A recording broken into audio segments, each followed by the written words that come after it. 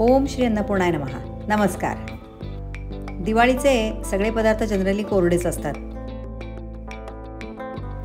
त्यामुळे या पदार्थांबरोबर काहीतरी मस्त फ्रेश गरमागरम खावेसे वाटते.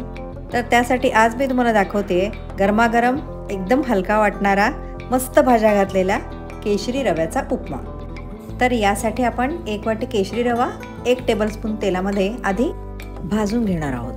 एक 3-4 मिनटं रव्याला मस्त खमंग भाजून घ्यायचा. रवा भाजून झालाय. आपण आता तो काढून त्याच कढईत फोडणी घालूया. आता फोडणीसाठी मी इथे 3 टेबलस्पून तेल घेतलंय आणि त्यात एक छोटा चमचा मोहरी, जिरे, अर्धा चमचा हळद, हिंग आणि प्रत्येकी 1 छोटा चमचा उडदाची डाळ आणि चण्याची डाळ घातली. नंतर छोटी पाववाटी शेंगदाणे घातले. आता हे मस्त परतून घेऊ. डाळी आणि शेंगदाणे मस्त परतले की 1 छोटा चमचा बारीक चिरून आलं घालायचा. मग 2-3 हिरव्या मिरचीचे तुकडे आणि कढीपत्ता घालायचा. अशी मस्त खमंग फोडणी झाली की मग त्याच्यात आपण एक भाज्या घालू.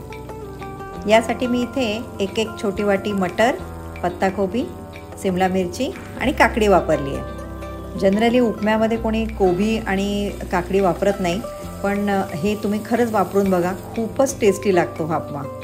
आता भाज्या परतेपर्यंत आपण 1 वाटी रव्याला 4 वाटी पाणी गरम करायला ठेवू. भाज्या आता हलक्या परतल्या गेल्या. आता आपण ह्याच्यात गरम पाणी घालू. या भाज्या खूप जास्त परतायची गरज नाही. त्या गरम पाण्यात पण नंतर शिजणारच आहेत. आता हे थोडंसं हलवून ह्याच्यात चवीप्रमाणे मीठ आणि थोडीशी साखर घालायची. आता हे पाणी मस्त उकळलंय. ह्याच्यात आपण रवा घालू. आपल्या नॉर्मल रव्यापेक्षा या रव्याला थोडंसं पाणी जास्त लागतं आणि शिजायला पण थोडा जास्त वेळ लागतो. हे बघा, असा हा हळूहळू शिजून फुलायला लागतो. हे असं आता आपण नीट हलवून घेतलंय. आता 2-3 मिनटं ह्याला झाकून ठेवू आपण. हे बघा, आता बराच फुललाय रवा. तरी पण थोडंसं अजून पाणी आहे. अजून त्याला आपण पाणी आटेपर्यंत शिजवू. बघा कसा मस्त मऊ सुगंधी केशरी उपमा तयार झाला आहे. याला आता आणखीन थोडंसं चविष्ट बनवण्यासाठी आपण थोडंसं साजूक तूप घालू. एकदम सुंदर मस्त उपमा तयार झाला आहे बघा. हा तुम्ही दिवाळीनंतरही करूच शकता, पण दिवाळीच्या पदार्थांना खूप छान कॉम्प्लिमेंट करतो हा उपमा. मग तुम्ही सकाळच्या ब्रेकफास्टमध्ये किंवा संध्याकाळच्या नाश्त्यामध्ये सुद्धा खाऊ शकता. इवन रात्रीचा 1 पॉट मीलसुद्धा हा उपमा होऊ शकतो. आणि एवढ्या साऱ्या भाज्यांबरोबर तो खरंच अगदी पौष्टिक आणि पोट भरून होऊन जातो.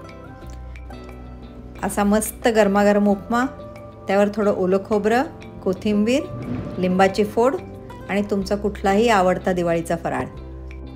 चला तर मग तुम्ही पण करून बघा. दिसायला सुंदर आणि खायला मस्त असा हा केशरी रव्याचा उपमा. रेसिपी कशी वाटली कमेंट करून नक्की सांगाल.